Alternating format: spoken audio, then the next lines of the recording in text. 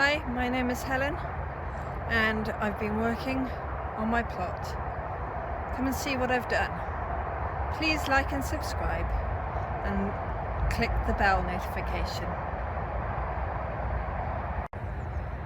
Morning. I haven't been down here for a while, but I thought I really need to get on with stuff. So seeing as I think we've had hopefully the last frost. I think tonight the temperature's supposed to get to I think about 3 degrees, and then it gradually warms up at night to sort of about 6 degrees after that. So I'm going to plant my potatoes because I don't even have my Charlotte, my second earlies in, and I'll plant the main crop if I can. I'd also want to get in some brassicas that I've grown at home. I want to get those into the ground here because I need to make room in the greenhouse. So yeah, got to crack on with things. I feel behind, but one step at a time. Well, this is where I'm going to put the broccoli. Let's see what it looks like under the covers.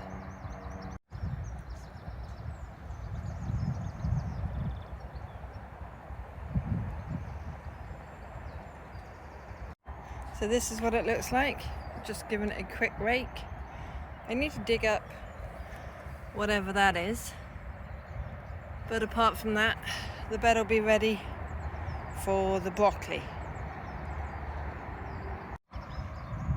Well, it looks like that's a parsnip. I'll pull it up and see if it's edible.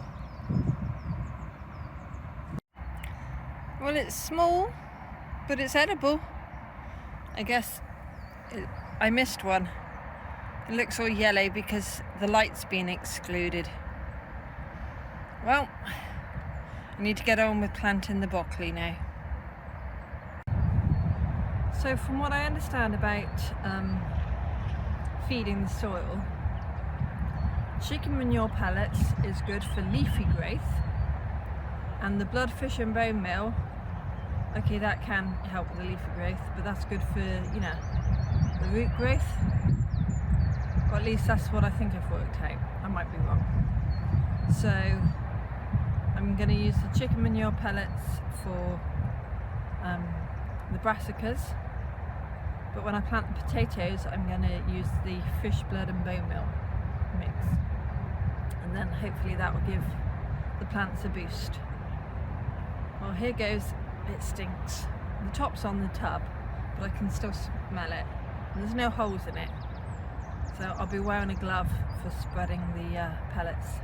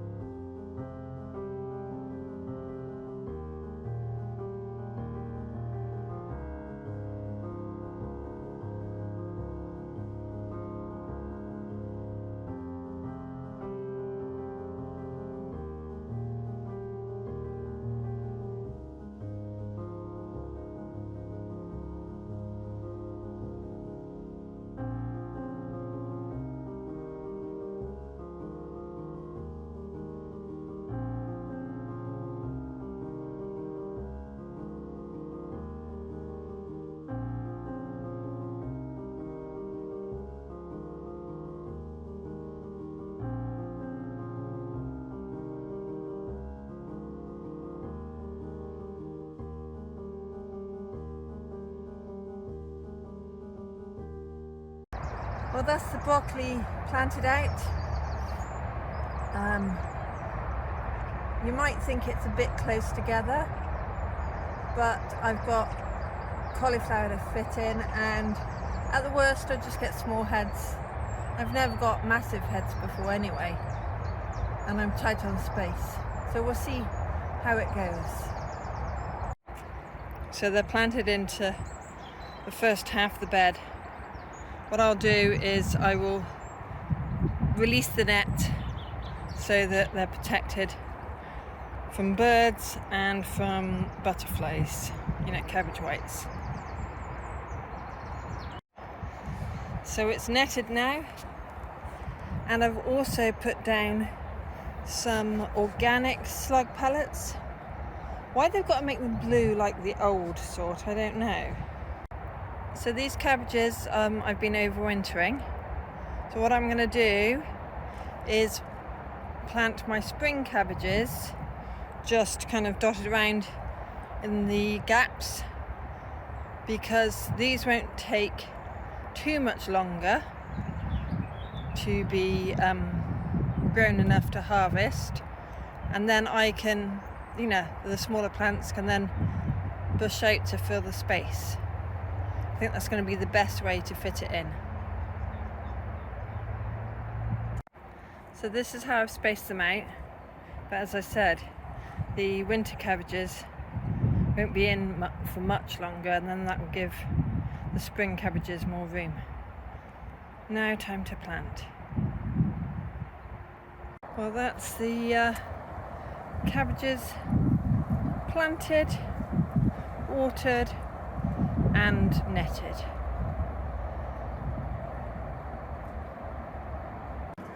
Well, look at this hole. I guess it's a fox that's dug it. It's in my raspberry bed. I'm gonna have to fill it in. They've tried digging there before. Don't they remember they can't get out that way? The wildlife. These are by the gates. I wonder, are they English or Spanish bluebells? I'll have to look it up. Well, these are my Charlotte second earlies, and for being stored in the garage, I think they look alright. They haven't gone soft, they haven't gone mouldy, and they haven't got stupidly long shoots. So I think they look just right. I hadn't even realised I'd bought some Maris Piper potatoes.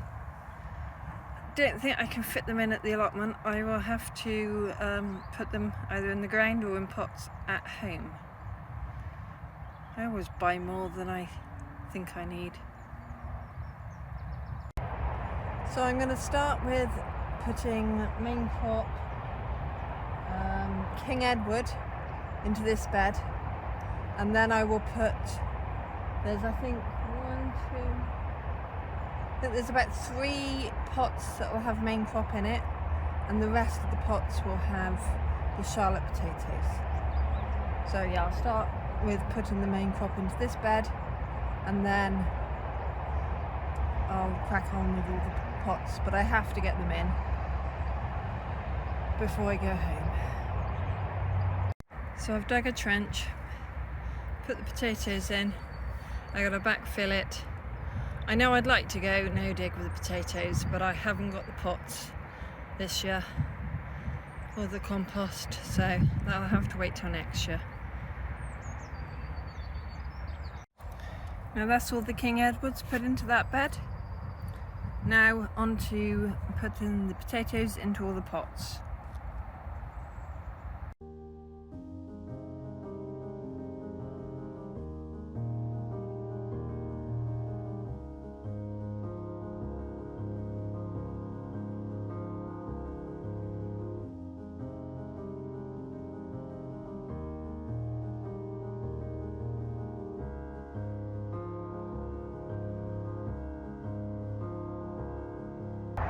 So time's getting on, let me show you what I've done. So the King Edwards are in here, and these two, and I've put the wire mesh over just temporarily to stop the foxes digging it straight up, because I've put bloodfish and bone meal in. And if we come around to here, this pot, the orange one, and the far orange one are all King Edward. Now, over here, this black one pot all the way down are my Charlotte potatoes. Now I know it looks like I got bean teepees, but it's just different ways I can think to stop the foxes digging just until the foliage starts coming up.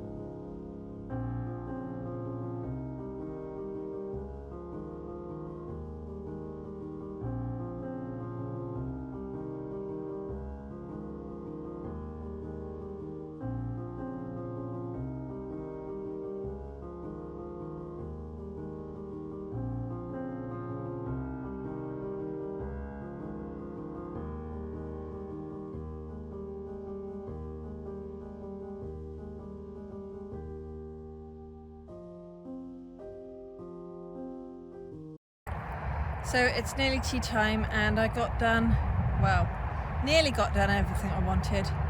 There's 3 pots down the bottom that should have Charlotte potatoes in, which I've run out of energy and I've run out of time. They'll have to go in next time I'm down here. But I got the brassicas in that I brought down and I put the potatoes in. So one step at a time, I'll get ready for the growing season. How are you doing? So I'm gonna go pack my stuff up and go home now. Bye for now.